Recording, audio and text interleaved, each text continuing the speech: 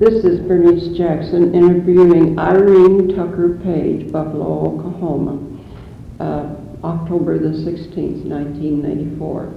Okay, Mrs. Page, would you tell us something about the grandfather that started, I believe you said he left from Iowa. Grandfather, his name was George Tucker. He and his wife and two sons, one was my father, at the age of 12, came west by oxen team and covered wagon to first to Greeley, Kansas, and then on to Salina, Kansas. This was in the year of 1872, and they tried to live in the Overjet the first winter. Grandmother Tucker took pneumonia and died, and Carrie Nation was living nearby, and she heard of the motherless family. So, as tender-hearted as she was always, she took my father and his younger brother to raise. And he stayed with them until he was 17 years of age. And in the meantime, he had acquired a saddle horse of his own. And in order to see some of his relatives, he heard one brother had stopped at Hartner, Kansas, and was sheriff there. So he took this saddle horse that he had earned by working for different farmers there and rode to Hartner, Kansas to visit his brother, who was Newt Tucker. And Newt Tucker knew all the ranchers. You want me to go on? Yes. There, and it happened to be that several cattlemen were in the office at the time Father was there, and they were looking for some young men to ride down into Texas to where they would buy the Longhorns and ship them out of Dodge City later on. But these cattle had to be driven over the trails from down deep in Texas and parts of New Mexico to Dodge City, where they shipped them out. And Father got a job, and he worked as a cowboy for the next 5 or 6 years.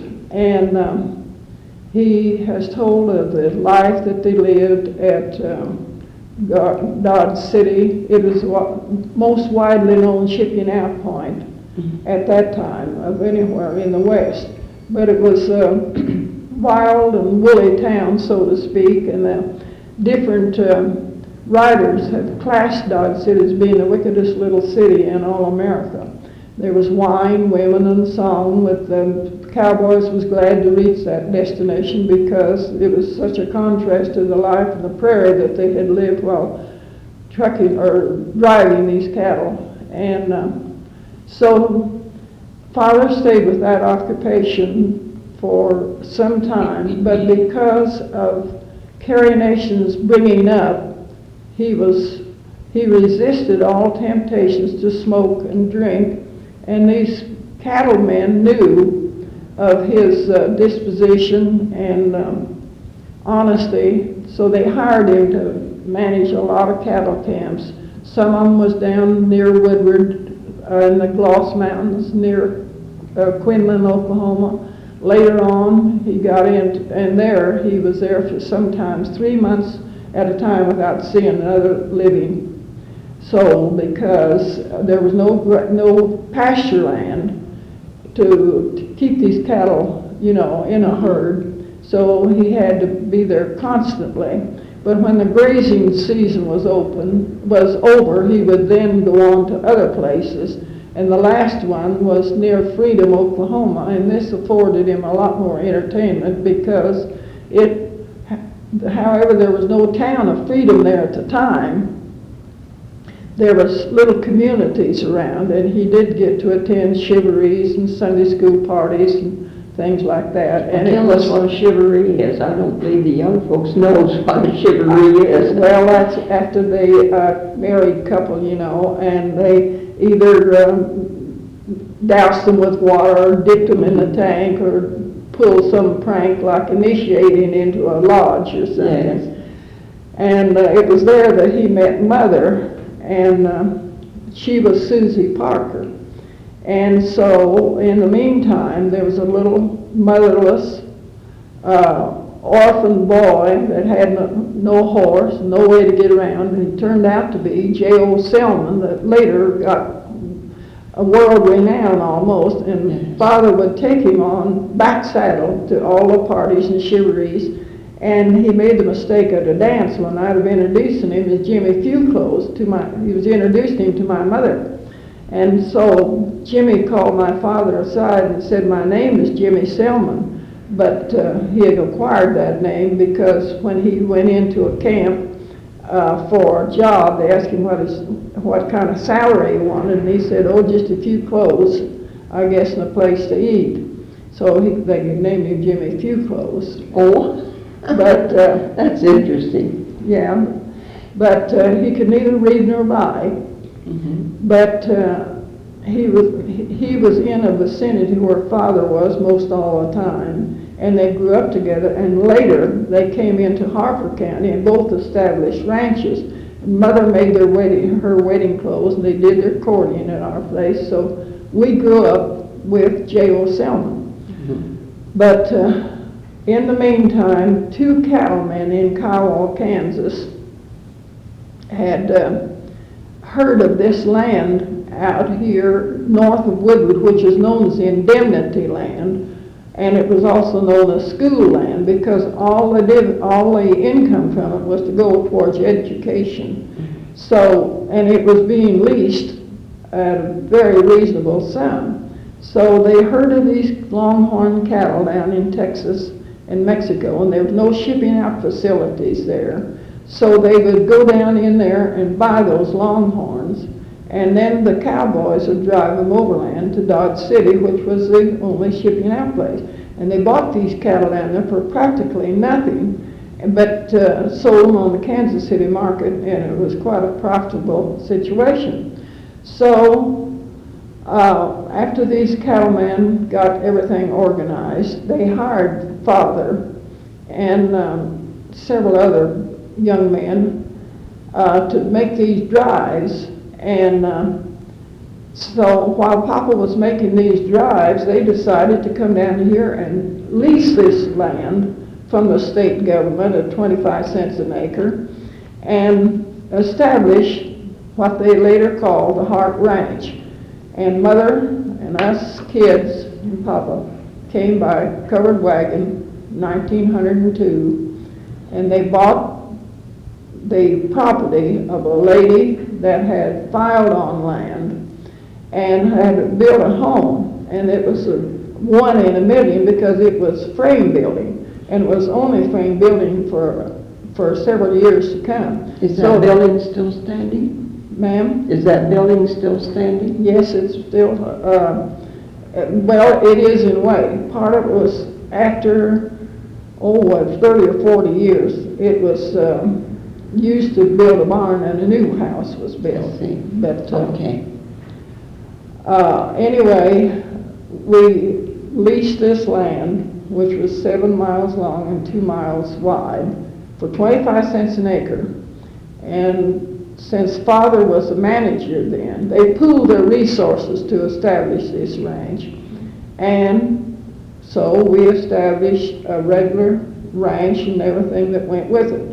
And the cowboys was hired to go follow the chuck wagon, go down into Texas after these cattle and drive them overland, and which they did. And later on, they were all infested with ticks and lice and the like, and we had to build a dipping vat, and we had a dehorning chute. And in the meantime, Father would go into Wyoming and Montana and buy wild horses by a train car load, and we would break those horses, and it was always a Sunday afternoon affair, and people came from miles around because there was very little entertainment in any form yet, that was so sparsely settled. And they would come and watch this dipping and branding process. And one day we had a very exciting experience. We had a steam thrash machine to heat the water for this dipping vat, and it was a steam operated one, as I said. So they had to have a water monkey, they called him, to haul the water from the creek, which is about half a mile away. And he was a little slow in getting back one Sunday afternoon, so the man at the steam engine thought he'd let him know he was badly needed, so he blew that steam whistle.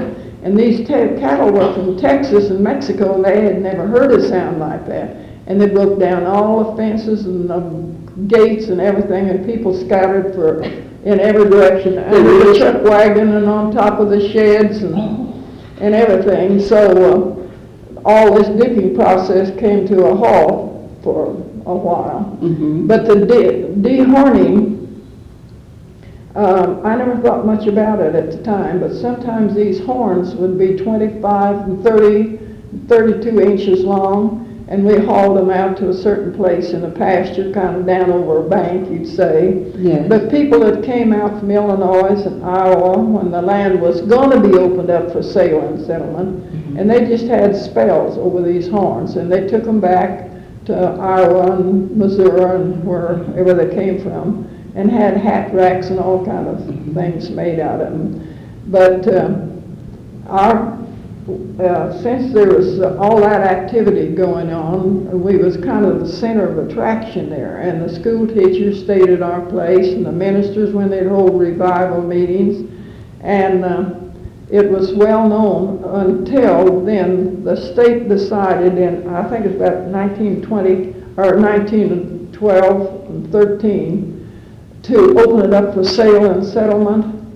So it was dissolved then, and Father bought the home place, the headquarters for, and finished out his life there. But in the meantime, we had to deal with the cattle thieves and the horse thieves, and we had one terrible blizzard that killed hundreds of head of cattle. What year was that? In this year of 11 and 12, and I have that story. I've written a book, and I've written all these stories. Yes. So, what's the name of your book? Edge of No Man's Land. I'd like to have a copy.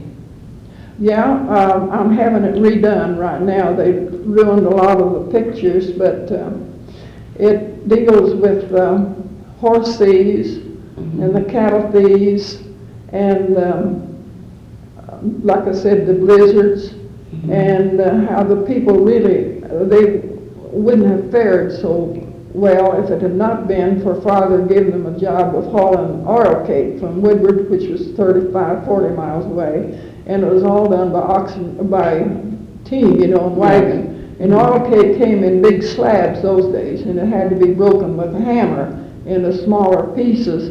And the hired girl and the hired man and all of we children, there was 3 of us, we'd go to the oil cake shed of nights, and by lantern light we would break that oil cake into little pieces. But there's nearly every one of the hired men had some kind of music instrument to play.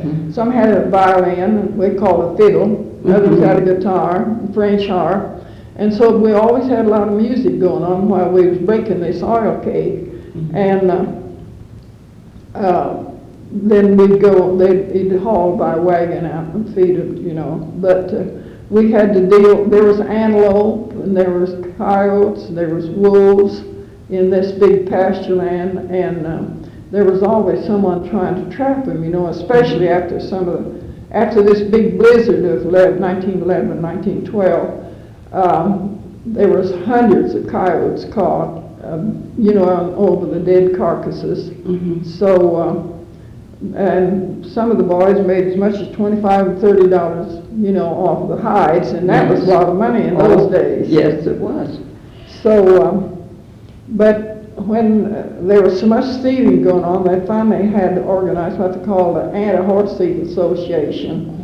And I remember the night one night, especially when they caught some of them, that the boys, all cowboys dressed in dark garb and rode the darkest colored horses, and went into the canyons. They herded the cattle into a certain area, and then they hid back of these canyons, and anyway, they caught them red-handed, and that kind of broke it up for a while. What did they do to them? How did they punish them? What? How did they punish them? Well, they trailed them, for one thing, and they took little sticks like this, and they measured the horse hoof, the print, first one way and then another, and if there was any imperfection in the hoof, that helped them. And they managed to trail them to the Kansas line, and they were eventually caught anyway. Yes.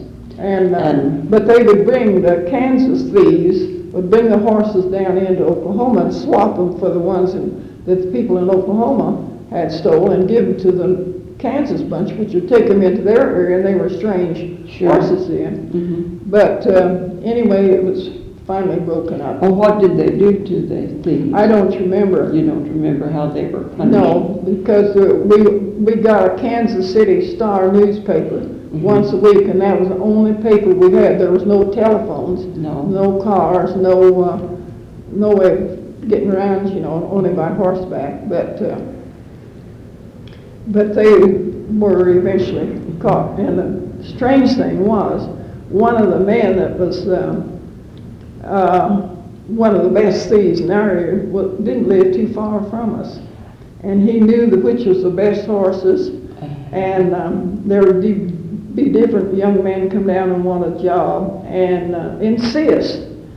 Papa didn't especially need them, but they insisted. But they just worked long enough to find out which was the best horses, and then they'd disappear in the night. And there was all kinds of schemes like that. And the horse would disappear. Yes. So there was, but what seems so strange to me, there was no cars, there was no motors, there was no trains, the deadly silence. You could just hear a coyote or a cow bawl or something for miles. And I haven't forgotten that stillness. And it's so different than it is now. And of course we had no refrigeration or anything like that, and we slept out in the yard, and naturally we'd hear all these sounds, and much different than today.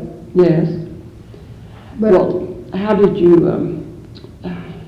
get your food? Well, we made a trip to Woodward about twice a season, and of course everything, we bought flour by the 100 pounds and sugar by the 100 pounds and cases of tomatoes and stuff like that. And of course we couldn't have any fresh fruit, nearly everything was prunes or dried fruits, of different kinds. And of course we canned a lot of, we had a few fruit trees. We had no way to can them though for a few years, and we had to dry them on the roof of the sod. You spread them out in sheets, and I remember I had to wave a limb off a tree to keep the flies off of them. And of course we made our own soap, and we milked cows and had our own butter and slaughtered our own meat. And so we just really lived very mildly, you might say, compared to now. We didn't know what was that.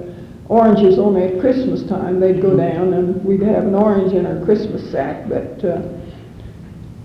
nowadays they think it's necessary to have a glass of orange juice, but people lived a long time those days. Yes, they did, didn't they? Yes, they did. Well, when you were a child growing up, did you have special tasks that was assigned to you to do, and chores and things? Oh yes, I had to gather the cobs, and we had a cook stove, of course, and we had a reservoir on the end of it, and that was something unheard of, and people were jealous of us.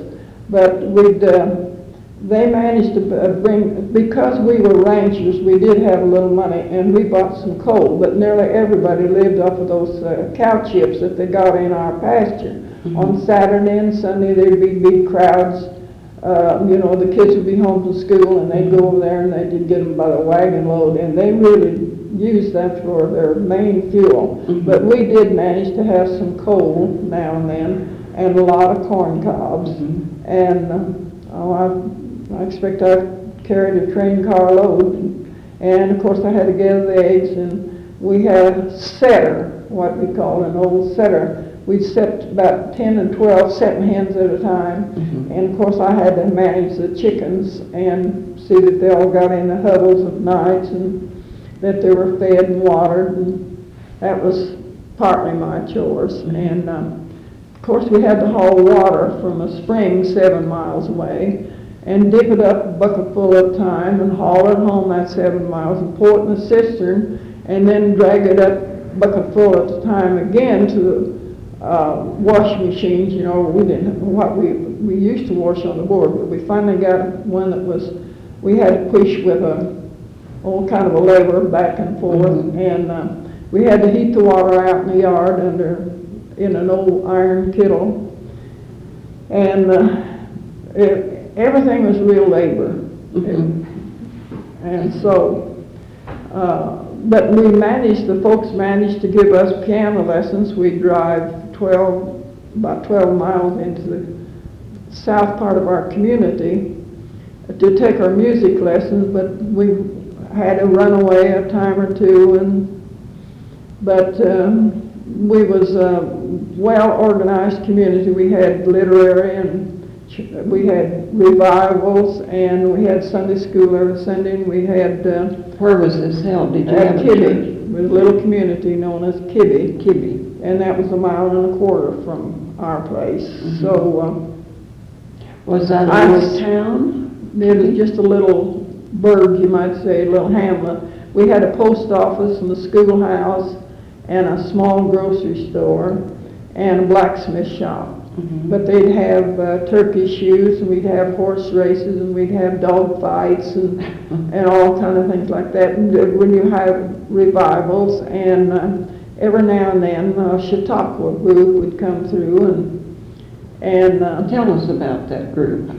Well, most often they met at Supply, because until they got a good bridge built at Supply, it was sometimes difficult to ford the river.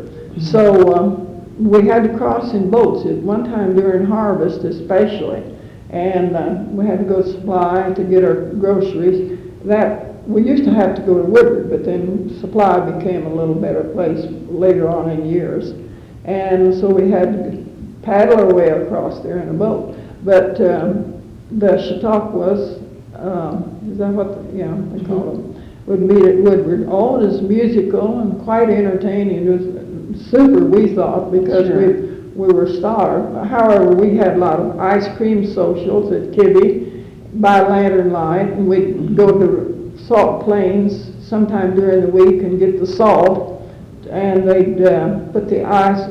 A fella that did a lot of freighting would get a 300-pound chunk of ice and would bring it to Kibby, and the men would meet him there and unload it. And everybody bought their half a bushel, put the gallon buckets of mixture in. We'd bring our milk and everything already frozen, ready to freeze from the farm. And then we'd whirl it by the bale in that solution. And then they'd have to take the lid off of the bucket and scrape the sides down and do it again until it reached the right consistency. And we'd have, somebody would sing some songs and play guitar. That ice cream tasted so good, didn't it? Ma'am? That ice cream tasted so good. Oh, yeah, and there's lanterns hung all around wherever there was any, off the eaves of the houses and the like. And of course, everybody came by horseback. And I suppose the ladies brought cake. Huh? The ladies brought cake. Well, cookies or something to go. And we had a lot of picnics down on Sand Creek, and have prizes for the fastest race and things like that, you know. So there was hundreds of people then, nearly nearly every section of land, there were 160 really, had a family on it. And so we had big crowds wherever we went, whatever we had. And baptism took place 1/4 mile south of the little school. We had a church in the school building, and I was baptized and all my family in 1908 in the creek, and that was a common occurrence those days. So, yes, I've written a story about Kibby, and but when Do you remember who ran the store in Kibbe? Oh, yes, John Marion was the first one there, and he was there in 1900. And then John Cooper came along later. Sam Cooper owned the building. You remember Hal Cooper? Yes. Well, it was his father. They had a ranch a mile and a quarter southwest of Kibbe, and our ranch was a mile and a quarter northeast of Kibbe. Mm-hmm. But as I said, there was someone on every 160, and we had as many as 80 kids in the school. Oh. And one room? Yeah, one room. Finally, we got 2 rooms, but to start with, we had. What was the name of the school? It's a Kibbe school. Mm-hmm. Mm-hmm. And do you remember your first teacher? yeah, her name was Evans, Mary Fabian Evans. Yes. And then Jean Killian, she worked at our ranch as a hired girl for a long time, and then she became a teacher too. And her father, by the way, Frank Killian, was our cook with the chuck wagon for years and years. He'd follow the herds and the cowboys here and there. But I didn't know for sure what I was supposed to tell, but I had some stories I had brought. Let's go back to the trails that came up. Do you remember what trails your father followed? Well, yes, it was sometimes they would, it depended on where they bought the cattle. Yes, sure. But they followed the old trail that's called the Western Trail. Mm-hmm. It went between here and Guyman and on into Dodge City. But really they would have to follow somewhat a stream. Yes. So as to water the cattle, and Sure. they veered oftentimes from some of these trails. But did they ever come up the Jones and Plummer Trail? the which? Jones and Plummer Trail? Now I don't recall, but they used that one. Or the Tuttle Trail? I can't truthfully say. Uh-huh. But to start with, way back there, my father's name is on that huge monument in Freedom, Oklahoma. And Oh, it is? Is in memory of the early day cowmen over there. Mm-hmm. And I included in my book a lot of the events that took place over there because, let's see, and he was, what do they call that? There was a cattle company. Why can't I think of it right now? But I have wanted to go, I've been over Freedom a time or two trying to take a picture of that monument, but it was, one time the camera wouldn't work. I had bought a new one, I don't think I knew exactly how to operate it. But, and then when I tried to buy film, I ordered it, and she had a franchise on it, and she was so expensive at it. But anyway, the monument's there, and my daddy's name is on there. You know, I was in Freedom just the other day, and I think I saw that marker, and I think I saw your daddy's name. Johnny Tucker. Yes, I remember. It's there. And, could you remember from your father talking about it what a day would be like on the trail? Yeah.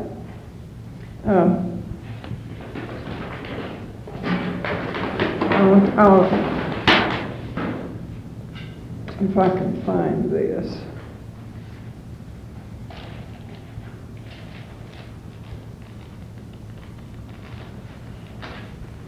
Well, I thought that was, is this part of that?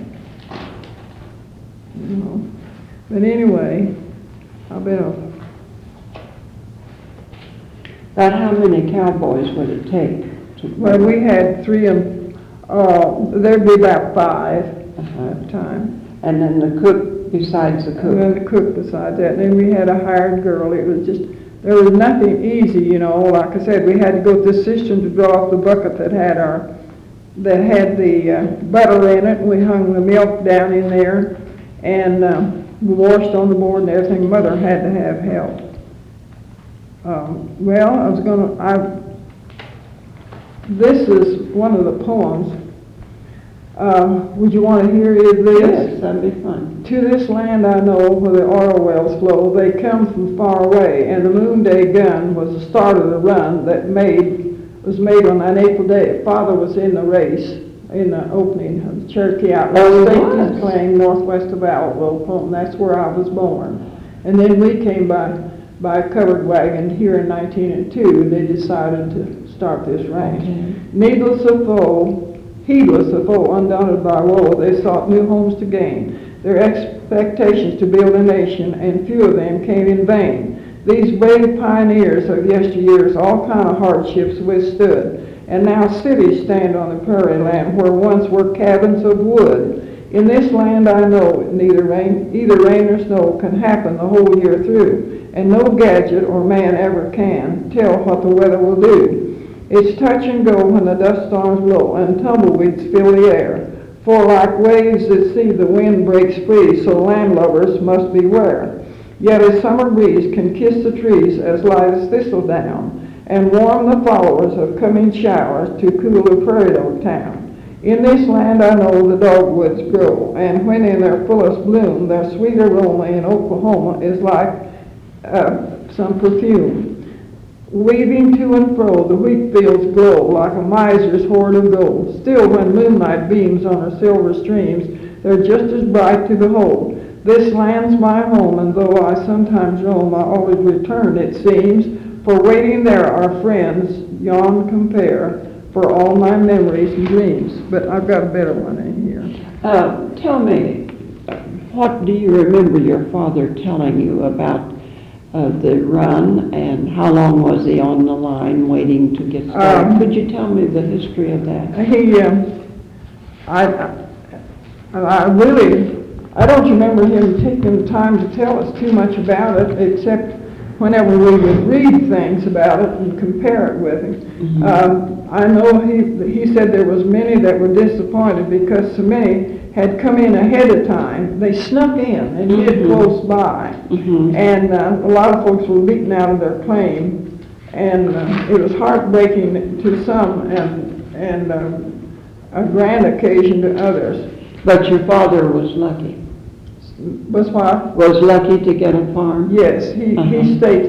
And then later when these ranchers hired him to manage this ranch out here, he sold his relinquishment. Now, people say that that's not the proper word. It is. He relinquished his claim. Yes. I don't know why. This isn't indexed, but... well, did he ride a horseback through, or was he in a wagon? Yes, it was a horseback. He was horseback. He was horseback.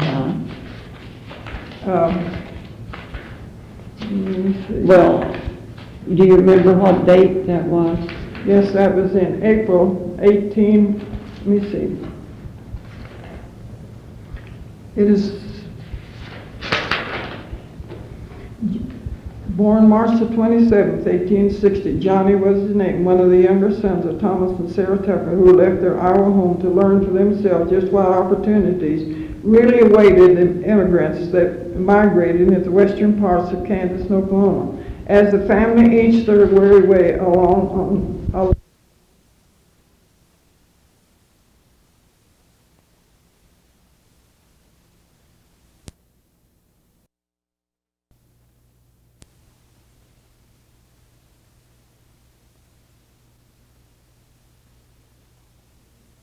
there. These dire circumstances of the family was rumored about until finally reaching the ears of Carrie Nation, who then lived at Medicine Lodge, Kansas.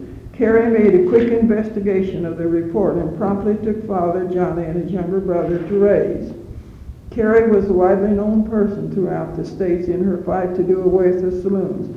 Although her method of putting them out of operation was most disastrous, her intention and devotion to motherless children could not be taken lightly.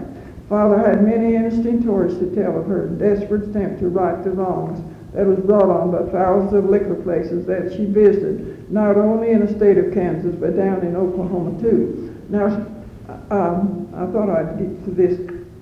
Anyway, here's Carrie Nation's home. And it was here that Father was offered the job of following the cattle drives. I told you that. Well, now let's begin and see the people that's reading this and listening to this tape will want a picture of a day's work on the trail. They had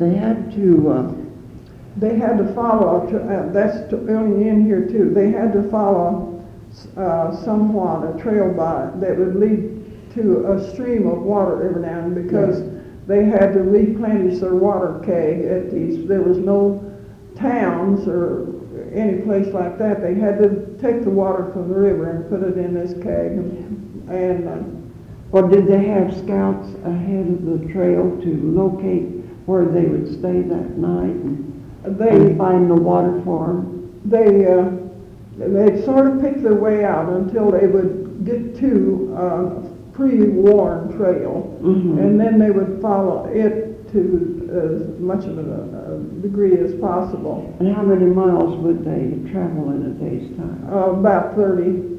Well, they could only make about 30 miles. I thought they let the cattle graze. They did, and that would give them time of evenings, you know. Now, what I had planned to tell when I came here was when we would drive the cattle overland to Kiowa, Kansas, we had to ford the river. And it was about sundown. What river? It's the Cimarron River, northeast of what is Selma now, but there's no town there with that name. Yes. No town, period. Yes. And very few houses. But we had made the trip back and forth to Kiowa several times by carriage because Mother's folks lived there. And so we knew where we wanted to cross. But when we got there, they had rain upstream and the river was bank full. And we thought we would camp on this side of the river for the night and eat our supper, but a big storm cloud come up in the northwest, and Father knew that it would be rain before morning and the river would be worse, although it was bank to bank then. But so they decided to cross. So the chuck wagon, Mother and us children were in there going to see Grandma and Grandpa while Papa was away to the cattle market at Kansas City. So when they got there, they just to the old crossing, it was dangerous as could be. But the cowboys and all decided they'd have to cross then because it'd be worse in the morning. So Father drove the wagon upstream, which allowed for drift, drift, so it would come out at the right crossing on the other side. But I was sitting in the back of the wagon, and it was a chuck wagon that we were in at the time, and I was sitting on the floor, and they jumped the team off into the water, and it was hard to make the horses do that. They didn't want to do it. And the wagon began to tilt, so the cowboys took off their boots and put them in the wagon, and they swam along the side of the wagon to keep it from tipping, until we got to the other side. And we managed, but it was a real scary situation. I never will forget it. And then we got on the other side, and the cowboys tried to put the herd. We were taking them for shipping to Kansas City.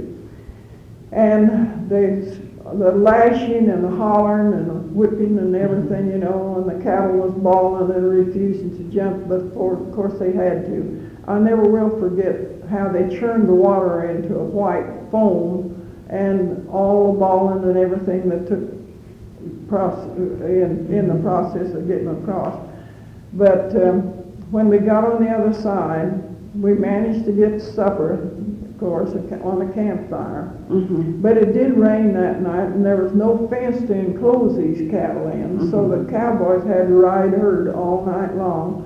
And sometimes the lightning would almost create a stampede. They were from the south, more of a drier climate. Yes. And the boys would pull their cowboy hats down over their brow, and spread their slickers, raincoats they'd call them nowadays, out over the saddle, and that's all the protection they had, and that had happened hundreds and hundreds of times as they crossed the country. They'd ride from Kiowa, Kansas, think of that, by horseback, across the state of Oklahoma, and part of Texas, sometimes into New Mexico. day after day and day after day. I'm wondering how many people would have the nerve to do that now. Not too many. No, they wouldn't. But you know, that was customary. That was a usual chore. And they thought nothing about it. And when Papa was And married... what wages would they get? Oh, but they got $30 a month and a board. Oh, Yeah, $30 a month. While Papa was at one of these cattle camps, one time, while he had not seen anyone, let's see, I remember a father telling of not seeing a human being for weeks at a time, and that he got his mail once in 3 months.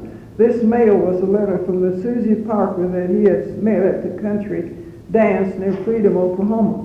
What a welcome event to this lonely, struggling young man. The owner of the cattle herd had received the letter in his care and brought it to Johnny on an inspection trip there. I have thought of his way of living and the hardships he endured many times, especially in comparison with today's general run of events. And the following is a poem of my idea of circumstances that took place, as well as I remember him telling me of it. In his lonely wagon home, he had no company there. He lived alone. Each morning he would arise to greet the dawn in the eastern skies. A scanty meal he would prepare by lantern light and campfire glare. And then upon his horse, by duty bound, he'd check the herd lest trouble there be found. And from the water of that river nearby, he'd do his laundry and spread it there to dry. And from a spring that did supply water for his needs, or else he'd die. The sun came up and the sun went down, day after day that same weary round. But he gave his word to daily care, that herd he'd tend and never err. But if some contact from out the land, perhaps daily mail or greeting hand, had come his way at end of day, it would have helped suffice his lonely stay. But no word came, no roads led there. His camp was isolated, miles from nowhere. But Carrie's teaching to him clung. He'd stay it out till his job was done. yes. And that kind of compares that lonely life that he Yes. lived. And you know, the kind of teaching that Carrie would give him helped him in his later life. Yes, it It did. made the man. It what he absolutely was. made it, because his morals were of high standard, Mhm. and everyone he worked for had connections with proved it, you know. Yes. And although they would, these desperados, when they robbed the banks at Missouri, Yes. he had dealings with all these desperados, and they would hunt up these cattle camps to avoid the law, and would stay overnight and sleep, you know, by the campfire and eat their supper and breakfast from his meals. But he couldn't leave his cattle to go warn the sheriffs and the like. But Papa would know who they were, because the posse would come to his camp Yes. and inquire about them. Mhm. But the Daltons and the James boys and all of them. They all came through his camp. Different. Papa had experience with several different groups of them. Well, and now this was located, let's try to locate these camps exactly where they were. Well, one was near Quinlan, Quinlan. Oklahoma, Yes. and one was at Freedom. I remember those two better. Mhm. And one was where one of his camps was close to Tea Garden, Oklahoma. Where's that? Well, that's west of Alva, and there isn't such a place there now, but it's west and north. Mhm. And that's where really he met. That was his last camp, Mhm. and that's where he met Mother and later Mhm. married. Mhm. And then in 1902 they decided to come Yes. to. They were married in 1893. 1893. And then how many children? 3. There was, Are you the oldest? no, my sister Laura lives in Alva, and she was 88 the other day, the 24th of September. Yeah. And I'll be 85 in 2 months and a half. Really? And I was born January the 4th, 1900. So You don't look it. 2 months and a half, I'll be 85. Well- Then I had a brother 13 months younger than me. Yeah. And then mother, during her change, 1942, she had another child, and she lives in California. She's, I think, 67 or 68, something like that. Well, anyway, she was born 1915, Mm-hmm. 16. Mm-hmm. So And then you grew up, and who did you marry? I married Cap Page. Cap Page. He was born during his mother's change, and he was very small. He weighed 4 pounds, but he was 6'2" when he grew up, Well, and a handsome man. And he was a farm boy that lived within 2.5 miles of our ranch, and I knew him all my life. And finally, we married in 1918. mm-hmm. And lived on the ranch, and I have a sod house out there yet on my place. We were talking about that, wondered how many sod houses are still Well- standing today. My sod house is on the world record of historical places now. Oh. It's built in 1902, and it's still out there. And I lived there till my husband died in 1955. Is it livable now? Yes, it's living. Oh, how many rooms? Well, it's the inside measurements is 14 by 16, but the walls are 2 foot thick, you know, and so Yes. that makes about 32 foot long, something Yes. like that. Mm-hmm. And I take Boy Scouts out there every now and then, and it's carpeted, but I have redone all the furniture, and the people broke in twice and stole everything in there.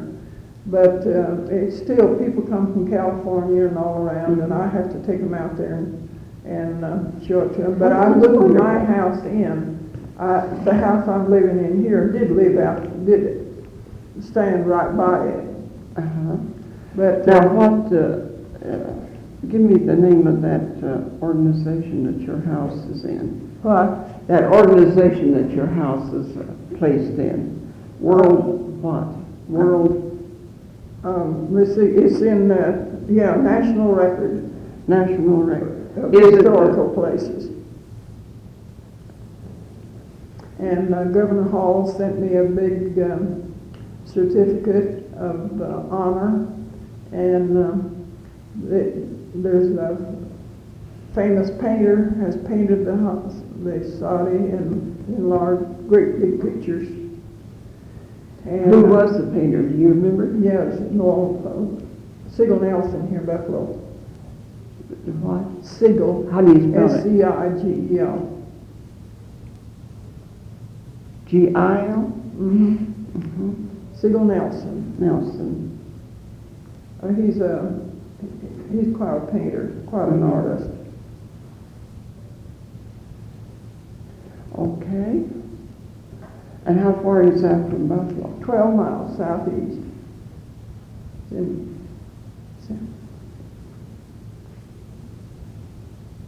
You don't have a picture of that? Got a lot of them, but I don't have one with me.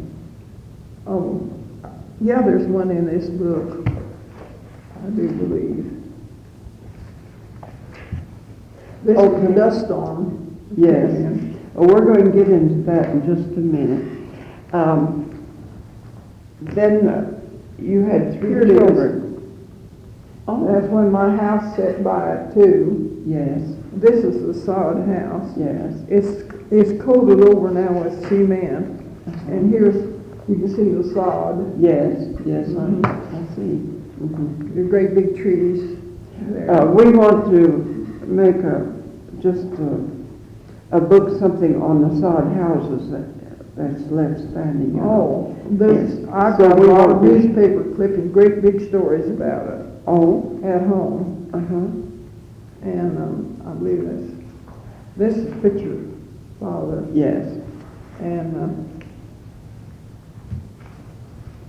this being part of the ranch house when I was 16. Oh, Going in after a my buggy, yes, music lesson. yes, This is the first Model T, 1913. yes.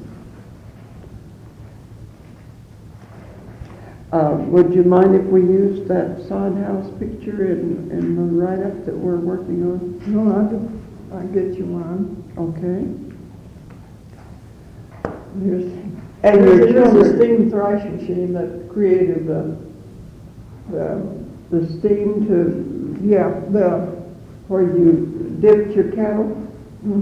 Oh, yes. Yeah, it blew. This is my husband's father there. He owned the thrashing machine. What's the name of your book? What? What's the name of your book? Edge of No Man's Land. And this is where they're working cattle out in the open. See, they've ruined every picture. They're doing it over. Oh, I see. They're working cattle. Of course, they had no corrals or anything those days, and so they just had to work them right out in the open. And here's a better picture of it. Yes.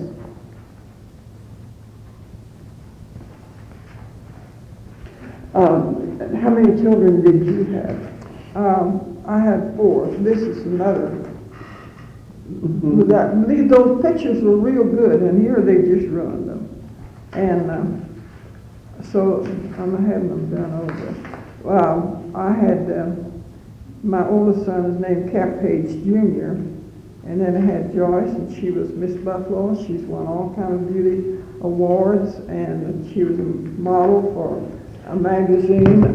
Your daughter? Twiggles magazine. Yes. Years ago. And your daughter was Miss Oklahoma? She was Miss Buffalo. Oh, Miss Buffalo. There's us 3 kids. Oh, yes. My sister Yes. and my brother. And here's Papa's copy of the title when he staked his claim. Yes. In the run of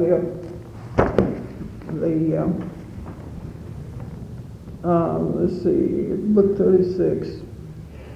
September the 23rd, 1893. Yes. Was the race. Did he tell you how they managed to live on this line? I can see this whole string of wagons and horses, buggies, waiting for this gun to be fired. How did they manage to live and cook and eat and so on? Well, they had chuck wagons and like. This is Edge No Man's Land. I see. But I don't like it. I'm having the whole thing done over. Well, a lot of them, like I said, they had families that came in by wagon, and nobody expected to live any other ways, but And they had fire. They probably built bonfires. Oh, yes, they did. And then later, they got to where they put a little topsy stove in the back of the overjet, Yes. and a stovepipe up through it, Mm-hmm. And then a lot of them, after they got here, they set those overjets down on the ground and lived in them, Yes. They had to get these sod houses built. Yes. And but it was certainly a skimpy living. It was, I don't know how they did it, but Well, they were young. there was lots of rabbits, and there was lots of prairie chicken, Mm-hmm. and there was antelope, Mm-hmm. and the like. And so they could always have meat. yes, Mm-hmm. they managed. All right, and then you and your husband lived down on this farm. Till we were married in 1918, but his folks, his father filed, and 2 of his sisters, and he was only 12 when they came here, so he was too young. But he lived with his sister and helped her prove up her 160, while her husband stayed at Salina, Kansas, and worked in the flour mills to make a living, Mm-hmm. and he was to have this land when she died. Uh-huh. And but my husband died first, and I was supposed to have fallen heir. But some way or other, the lawyers took it away from me and gave it to. She had married the second time, and none of them had ever seen this land. But somehow, 16 or 18 of them fell heir to it. I still retain some of the mineral rights, but it was not right because we put the terraces on, we put the windmill, the well, and did everything. Was that your father's farm now, or No, the sister's? It's land that my husband's sister Oh, from your Ireland, husband's sister. and he lived with her and helped prove it up in order to have her when she died. But they claimed they couldn't find her will when she died. And in the meantime, my husband, I found him dead, and I almost lost my mind. I nearly had to go to the asylum. I was staying out on the farm by myself, but I had herded turkeys for the 500. I had paid off the farm. They was going to foreclose on us during the early 30s. Yes. And they've come to foreclose on my John Deere tractor. And I give them a mortgage on, my husband was working for the WPA, driving 16 miles to work, taking his feed and his horse feed, but he was only making 3.5 a day. Well, I raised 500 turkeys a year, and I run a hatchery, 3,500 eggs, and I sold to the public all my life. And I've been ahead of just about everything in the Kibbe community. I was in the home demonstration club because I could sew and show how to make patterns. And I taught the 4-H girls 1 day a week at the school. And I've always sang since I was 8 years old in the choir, and I'm still singing in the choir and sing for funerals. And I've got a book of blue ribbons, the awards I've won. So we had a healthy community and a religious community. And I must be veering from the subject a little bit, but anyway, people began to need, and when they got power machinery, they had to have more than this 160 acres. So they bought the adjoining land, and people sold it. They couldn't make a living on just 160. So the farms began to be scarce. I mean, the acre. Yeah. So many moved away, so they annexed the Kibbe School District to the Buffalo School. So Kibbe met its Waterloo. That's what I wrote. I wrote a good story about Kibbe. And so then Kibbe just fell apart. Our churches were annexed up here and everything. I was transferred to the Methodist Church then up here. And you came up here to high school. And then my youngest son started school up here, Frank. Now my 2 sons has a trucking business out here. They have 15 trucks, these great big ones they haul nationwide, and I'm real proud of them. And my daughter married Valentine in Woodward. Where were you during the dirt storm days? What? Where were you during the dirt storm days? Oh, we was right out there on that farm, smothered to death. I'd have to put Vicks or something like that on my little kids' noses to keep them from suffocating. We'd have to go to the cellar during those dirt storms. And you know, they had a kind of a welfare program in a way, but never once. We were too proud to ever accept any handouts. We never did. They gave us some coal one time, but we never did. The people that had a lot more money than we had would just absolutely live on that stuff. But we ground wheat for cereal and have mush and milk, or we canned our own corn, and if we could grow anything at all. And I run a hatchery. I had a 3,500 egg incubator, and I canned chicken, I canned everything you can think of. Roasting, I made corn and made kraut and made my own soap. And we just, and my husband neither smoked nor drank, and so we made do. Yes. We just, and I sold for the public. But I paid off the mortgage and paid off the tractor debt, and when he died, I had to pay an income tax. In 1955. It's changed now. Yes. But those days, the one I had to pay an income tax. Well, And it's not fair. where were you the Black Sunday? At home, and our little 4-year-old girl come running in, and her older brothers.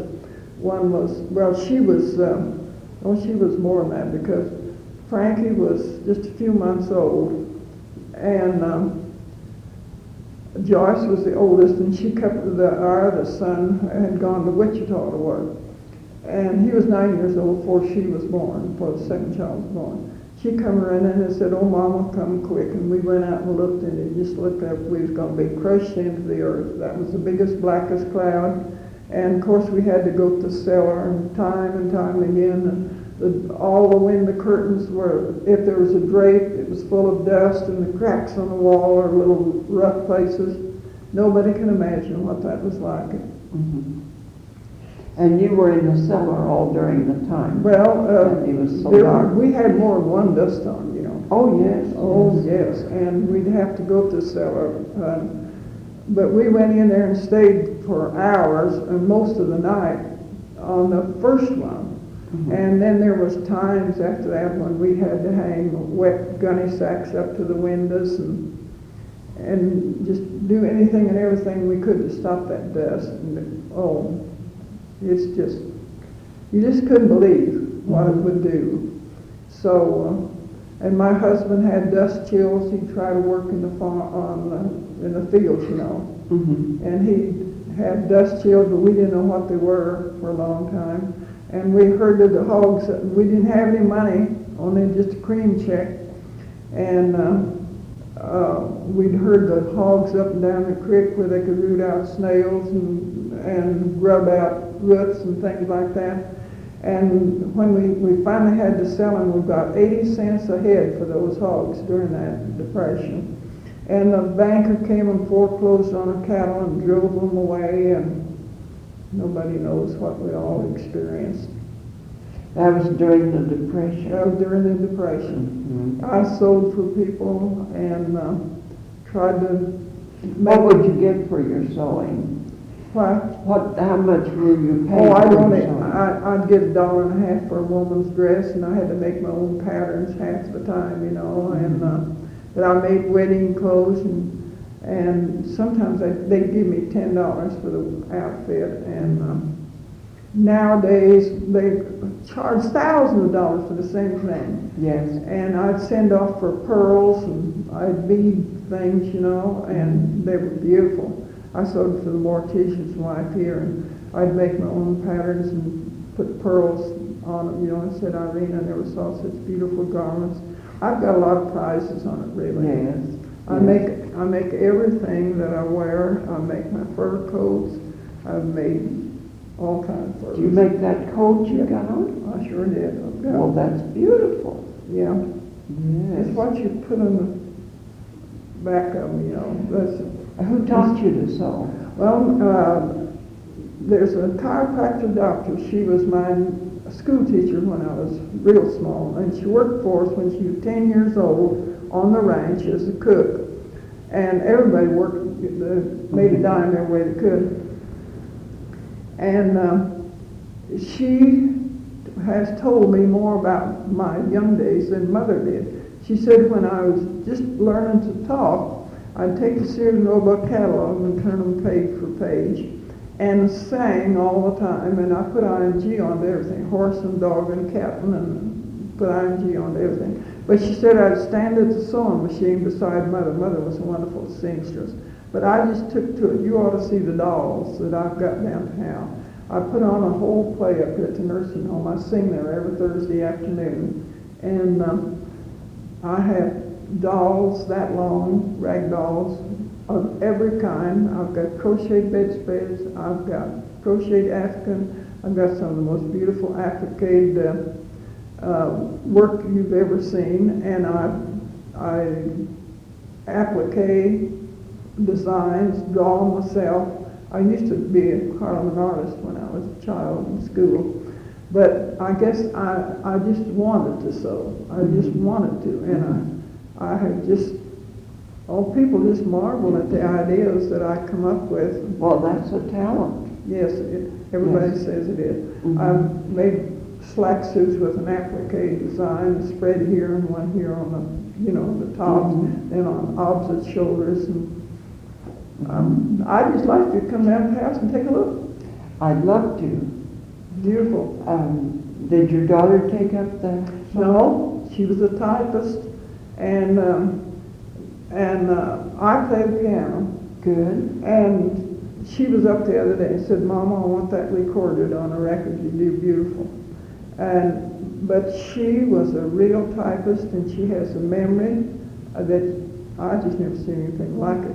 But she was legal secretary, and she won awards when she was just in high school for her typing ability and stories that she wrote up. And no, she didn't take to sewing like I did. Nor to music. And my sister didn't either. I made all my sister's clothes, made all the children's toys because she didn't take an interest. Mm-hmm. And she lives over to Alva now. But no, I was the only one that took to that sewing, but oh boy, I've got books stacked that high every day that I had sew. I entered in there, and it's a good thing I had it because I had to base my Social Security on it. And so I was glad I kept track of it. Yes, that's great. Is there anything else you can think of? No, only that when Father died, we had roundups every so often. Mm-hmm. And in Father's delirium, when he was dying, he wanted the south gate closed and the saddle shed closed, and everything in his unconsciousness was something about the last roundup. He seemed to know he was going, and he made all kind of preparations for this last roundup. Mm-hmm. And they asked me in a Cowboy Hall of Fame it cost $50 or $60 or $75 to get everything done. Yes. And I didn't have the money, but that was my last request, was that some way or other, I did get his picture in down there, but I didn't get his story. Uh-huh. But you ought to see the newspaper clippings that was written about him when he died as one of the early cowboys. It was in the Alva papers, the Kiowa papers, mm-hmm. all of them. Mm-hmm. So, no, I can't think of anything, only that was my regret that I couldn't do more, get him into that Cowboy Hall of Fame, because he really deserved being there, doesn't He certainly Yes. did. All right, and now we've just got about a minute. About a minute? Well, I would like to have told the catastrophe that befell the pioneers struggling like they were during this terrible blizzard. It really did set us back, all of us, and I can't understand why such a tragedy should have befallen all those already struggling pioneers. But there was something to be thankful for. I think Lady Luck rode in with the storm, because no babies were born during that awful time, and we all lived to tell the story Mm-hmm. of the blizzard long ago. Well, and that was in 1911 and 12 winter. It was 2 foot, they claimed it was 2 foot deep on the level, and it reached